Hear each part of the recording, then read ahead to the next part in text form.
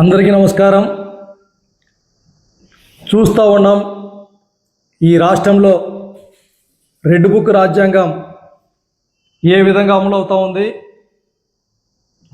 ఆ రాజ్యాంగ ప్రతినిధులుగా కొంతమంది పోలీస్ అధికారులు చట్టాన్ని తన అధికారాన్ని ఏ విధంగా దుర్వినియోగం చేస్తూ ఉన్నారో కూడా మనం చూస్తూ ఉన్నాం. అందుకు నిదర్శనమే గత అర్ధరాత్రి సమయంలో ఆలూరు ఎమ్మెల్యే విరూపాక్షి నాయుడు గారిని తన ఇంటి మీదకి చొచ్చుకొని వచ్చి కొంతమంది పోలీసు తన ఇంటి తలుపులను బద్దలు కొట్టి అక్కడ ఉన్నటువంటి సీసీ ఫుటేజ్లను కూడా స్వాధీనం చేసుకుంటూ తన కుటుంబ సభ్యులను బెదిరించుకుంటూ తనని తన కుమారుడైనటువంటి చంద్రశేఖర్ని నిర్దాక్షిణ్యంగా అన్యాయంగా అత్యంత అవమానకరమైనటువంటి రీతిలో అరెస్ట్ చేయటం.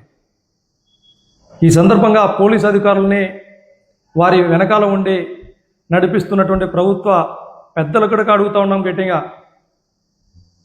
విరూపాక్షి నాయుడు గారు ఏమన్నా ఉగ్రవాద, తీవ్రవాద, లేకపోతే క్రిమినలా? అర్ధరాత్రి సమయంలో దౌర్జన్యంగా రావడం ఏంటి, తలుపులు బద్దలు కొట్టడం ఏంటి, అరెస్ట్ చేయటం ఏంటి? ఏంటి ఈ దుర్మార్గం? ఆయన ప్రజల చేత ఈ ప్రజాస్వామ్యంలో ఒక శాసనసభ్యుడిగా ఎన్నికైనటువంటి వ్యక్తికే ఇలాంటి పరిస్థితులు ఉంటే సామాన్యమైనటువంటి వ్యక్తుల యొక్క పరిస్థితి రాష్ట్రంలో ఏ విధంగా ఉంటుంది అనేటటువంటిది కనుక ఆలోచన చేయాలి. ఈ ఘటనకు సంబంధించినటువంటి ఒక్కసారి కారణాలు ఏంటో ఒక్కసారి మనమంతా విశ్లేషించుకుంటే, కర్నూలు జిల్లా చిప్పగిరి మండలానికి సంబంధించి సంగాల గ్రామానికి చెందినటువంటి మా పార్టీకి సంబంధించినటువంటి గిరి అనేటటువంటి వ్యక్తి పైన అక్కడ టీడీపీ పార్టీకి సంబంధించినటువంటి నాగరాజు గారు తర్వాత అతని అనుచరులు పెద్ద ఎత్తున దాడులకు పాల్పడితే ప్రాణభయంతో భయపడి ఒక వీడియో కాల్ ద్వారా ఎమ్మెల్యే గారికి కాల్ చేసి, అన్నా నన్ను రక్షించండి, చంపేయబోతున్నారు, నా పైన దాడులు చేస్తున్నారని భయపడి చెబితే మా పార్టీకి సంబంధించినటువంటి కార్యకర్తకి అండగా ఉండటానికి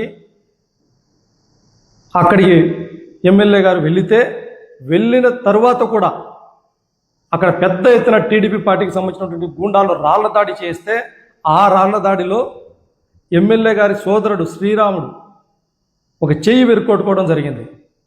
అంటే ఇక్కడ ఆలోచన చేయండి, దాడులకు పాల్పడింది ఎవరు, దాడులకు గురైంది ఎవరు?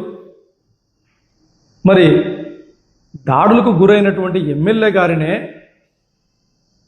చట్టాన్ని రక్షించాల్సినటువంటి మీరు పోలీసులు, బాధితులకు అండగా ఉండాల్సినటువంటి మీరు మరి బాధితుల పక్షాన నిలబడకుండా ఇంత నిర్దాక్షిణంగా అరెస్ట్ చేయటం యావత్ బీసీ సమాజానికి కూడా ఒక తలదించుకునేటటువంటి రోజు అనేటటువంటిది మేము భావిస్తూ ఉన్నాం. అందుకే ఈ సందర్భంగా డిమాండ్ చేస్తూ ఉన్నాం,